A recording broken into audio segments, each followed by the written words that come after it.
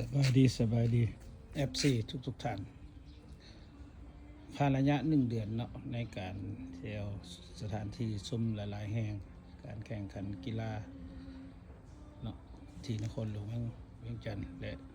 เชียงขวางส่วนตัวแล้วก็เป็น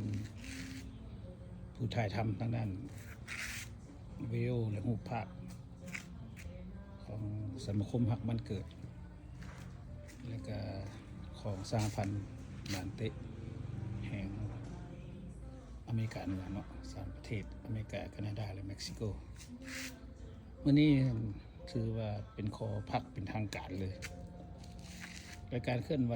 ถ่ายทำต่างๆของ2 องค์กรนี้ถือว่าจบไปหลังจากที่กลับมาจากแขวงเชียงขวางวันนี้ก็มาพักเสา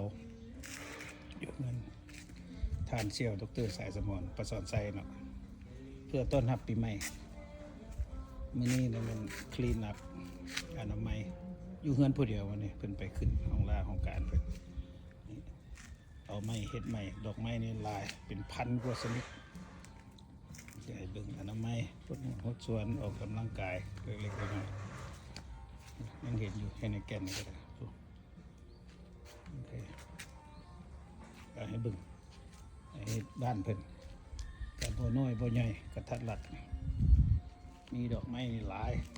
เลยอนามัยให้เสี่ย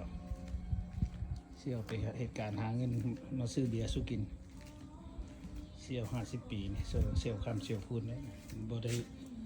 เสียเงินมาอยู่นี่นะบ่ได้เสียยังมัดดอกไม้เพิ่นหลายให้เบิ่งเงินผู้อื่นก็ไปมาหลายละเงินคนร่ำคนรวยหลายเศรษฐีเรื่องจันทร์นี่ถือว่าไปหลายแล้วโดยเฉพาะโอ้ยยอมหักแสนกีฬา3 4 สมบัติเสี่ยวลายเนาะมีเสี่ยวรองรัฐมนตรีอดีตรองรัฐมนตรีกระทรวงวัฒนธรรมเสี่ยวอีกเสี่ยวคำพูวงอีกได้อีกเสี่ยวก็ได้บ่ได้หลายเสี่ยวแท้มันสิบ่หังก็บ่เนาะมันเด้อเสี่ยวคือทั้งหลายลูกหลานเรื่องรถนี่เพิ่นก็ให้ขับให้ขี่อยู่หักบ่ขับบ่ขี่ยอมเห็นลูกหลานขี่เห็นพาไปพามากันโอ้ยอมแท้เด้อก็ยอมละไผสิว่าเนี่ยก็ว่าโง่ว่าจะบ่เก่งบ่กล้าก็ยอมมื้อนี้นะอันนี้ซักเครื่องมันเหลือเล็กๆน้อยๆน้องสาวอาจารย์คำแวงซักเครื่องให้ตลอดดอกมื้อนี้เฮ็ดเองนะมื้อนี้บ่ได้เอาได้เนี่ยก็สิเฮ็ดเองเนี่ยไปสวนเมื่อวานนี่มันเลยไปสระเลยเนาะนี่กิจกรรมนี่เบิ่งทางพี่อีกมีมัดกล้วยน้ำมีมากซ้ำโอ้ยครบเอาละเอียดให้เบิ่งหน่อยนึงเพราะมานี่ก็บ่เคยถ่ายอยู่แค่นี้บ้านเพิ่นนี่อนามัยหดให้งามเสียเลยแถวนี้จัดการให้คุณจะขึ้นมัดละแถวนี้มีแต่แนวเขาหมักมันเลยนะต้นมะเขือมะขามพักน้ำโลกน้ำงามตั้งใจโอ้เสียวในดุมันหลายเว้ยนำสังคมก็ดุมันไปจนเมื่อยนั่นละเมื่อยน้ำละปีใหม่บ่มีอย่างเสียว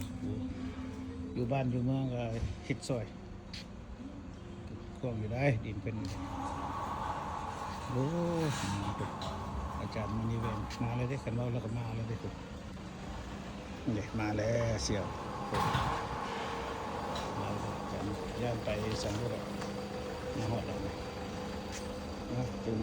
มาเอาหลักถ่ายได้เนี่ยให้ปูเกี้ยวก็บอกให้ถ่ายรถเดี๋ยวเขาถ่ายแล้วเนาะเดี๋ยวสักมือปูมีกิจกรรมปีใหม่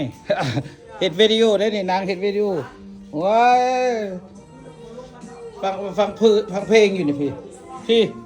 ถูกเกิบให้เสี่ยวอีกได้ในปีใหม่ได้3 คู่ได้ในถูกให้เสี่ยวนี่เห็นมันเนี่ย นี่ทูเกิบให้เซี่ยวอีกได้เหมือนนี่กิจกรรมนะ มา ว้ายสักเครื่องพร้อมเลยทูเกิบให้เซี่ยวงามหมดนี่ เออ นี่อาจารย์น้องมันแรงก็มาเลยเด้นี่เอาขอจบคลิปไปเพียงเท่านี้ซะก่อนเพิ่นมาแล้วมีเพิ่นสิมีเบียกลมน้ำตินี่นี่เด้เหล้าเมาตายเมาเตยนี่กินแล้วก็มีแฮงนี่โอเคโอ้ยถ่ายเอาเซี่ยวกันแม่เฮ้ยให้ได้เซี่ยวศาสตราจารย์ดอกเตอร์เฮ็ดวิดีโอได้นี่น่ะเอาสักเครื่องคลีนส่วนให้ตัวได้ตอนรับปีใหม่นี่ปีใหม่ได้เซี่ยวนี่เด้เซี่ยว50 ปีแล้วนี่ สบายดีอยู่ดีไม่แห้ง เอ้ยพัดเกิดไปพร้อมอีกเชียวเอ้ยว้ายมาเบิ่งแม่เกิดตัวน่ะไม่ได้เฮาเฮ็ดน่ะฟังเพลงกันม่วนๆอีกนี่เมาใต้มาอย่างเหิดพุ่นน่ะเสี่ยวซื้อไม้มาอีกเด้ฮู้จักเสี่ยวมักร้องมักลำเด้